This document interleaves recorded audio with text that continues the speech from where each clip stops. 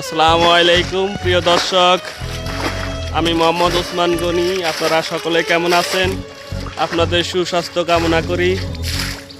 বাংলাদেশে কৃষি কাজের উপর সকলে নির্ভরশীল। বাংলাদেশে এখনও কৃষি তেমন কোনো উন্নতি না হওয়ায় এখনও কৃষি থেকে ভালো সুফল পাচ্ছে না।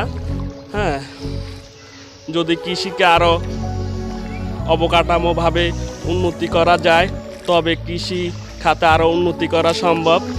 আমি চলে এসেছি আমাদের এলাকার একজন কৃষক, সেই ধান চাষ করে বা কৃষির উপর নির্ভরশীল। তো আপনার পরিচয়টা একটু জানতে চাই, আপনার নামটা কি? আমার নাম মোহাম্মদ সালমান হোসেন। তো আপনি কি করেন বর্তমানে, কি কিসের উপর নির্ভরশীল বা কি করে আপনার সংসার পরিচালিত হয়? এই যে কৃষিক্ষেত কইরা আমার সংসার চলে, এটা যদি আল্লাহ রিজিক মিলায় তাহলে পাবো, আর না পাইলে তো নাই। তো আপনাদের কৃষি খাতে যদি আপনি কৃষি ধান চাষ করেন বা চাষাবাদ করে আপনার সংসার পরিচালিত হয়, তো আপনার কাছে আপনি সরকারের কাছে কি আবেদন আছে যে আমি এই আবেদনের ভিত্তিতে আমার ধান, যেমন ধানের আপনার যদি হয় ধানের বীজের দামটা যদি কম হয় বা ফ্রি দেওয়া হয়, অথবা সার যদি আপনার দাম কমানো হয়, ফ্রি দেওয়া হয়, এতে কি আপনার কি উপকার হয়? খুব উপকার হয়। এখন এই সিজনে ধান কিনলাম, আপনার আগে কিনলাম 250 টাকা, এখন কিনতে 450 টাকা। তো দাম কমলো না বাড়লো, অনেকগুলোতে দেখতেছেন। সবাই তো কৃষিকাজ করতে হয়, পেট বাঁচানো হয়। তো এত রেট হলে কেমন হবে? সারে কেজি মনে ছিল 15 টাকা 20 টাকা, এ জায়গা তো হয়ে গেছে এখন 80 টাকা 90 টাকা। তো আপনি এখন সরকারের কাছে কি আবেদন যে ধানের বীজের দাম যদি কমানো হয় বা সারের দাম যদি কমানো হয়, এতে কি আপনার উপকার হবে? অবশ্যই উপকার হবে, এটা তো আমরা চাই একটু কমাই দেখ আমাদের জন্য। কেন আমরা খেটে খেটে করে খাই মাঠে। এখন সরকার তো দেখতেছে। যাই হোক, আপনার আবেদন হচ্ছে যে এটাই যে সরকারে আপনাকে যদি ধানের বীজের দাম কমে যায় কিংবা আপনার যদি সারের দাম কমে, তাহলে আপনার চাষাবাদ করতে সুবিধা হয়, এই তো?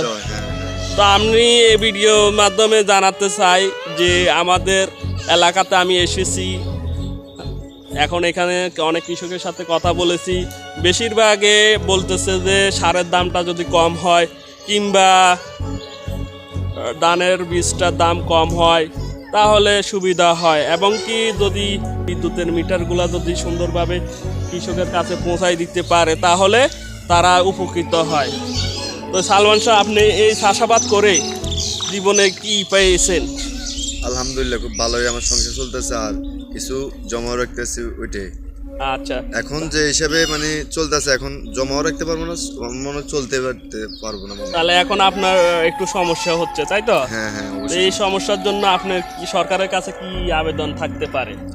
আবেদন ওইটাই, খালি আমাকে এই যেগুলো আমরা চাষাবাদ করে খাই এগুলো একটু কমাই, রেটগুলো একটু কমাই দিলে আমার জন্য ভালো হয় আর কি। আচ্ছা, ইনশাল্লাহ আমাদের ভিডিও বার্তা যদি সরকারের কাছে পৌঁছে যায় বা সরকারি কোনো কর্মকর্তার কাছে পৌঁছে যায়, ইনশাল্লাহ ওনারা এগুলা বিবেচনা করবে, কৃষকের প্রতি সহনশীল আচরণ করবে, কৃষকেরা যেন সুন্দরভাবে চাষাবাদ করতে পারে, কৃষকেরা যেন সুন্দরভাবে নিজেদের জীবন অতিবাহিত করতে পারে। সেই জন্য আমি আমার পক্ষ থেকে শুভেচ্ছা অভিনন্দন থাকবে। এবং আমি বলতে চাই, কৃষকের যদি ভালো থাকে আমরা ভালো থাকবো। কৃষকেরা যদি ধান চাষ না করে, আমাদের মতো যারা উচ্চবিত্ত বা মধ্যবিত্ত বা সামাজিকভাবে সমৃদ্ধিশীল তাদেরও সমস্যা হয়ে দাঁড়াবে।